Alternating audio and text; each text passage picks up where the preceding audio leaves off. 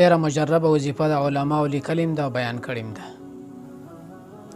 دا وظیفه د څلورو بیماریانو دپاره شفای کامله صحت کامله ده.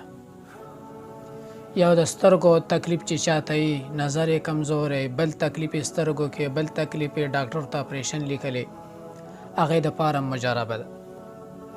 دویم د چهرې متعلق مخ باندې داغونه وي یا دا خواهش چې زما مخ کې خرابي را نشي، مستقبل کې خراب نشي، ګونج نشي،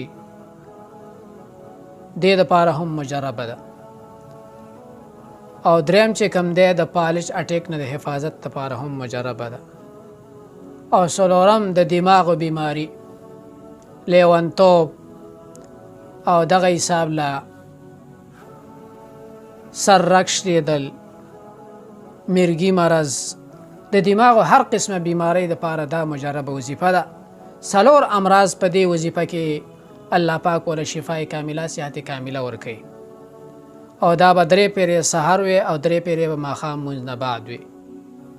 او هغه وظیفه دا ده: سبحان الله العظیم وبحمده ولا حول ولا قوة الا بالله.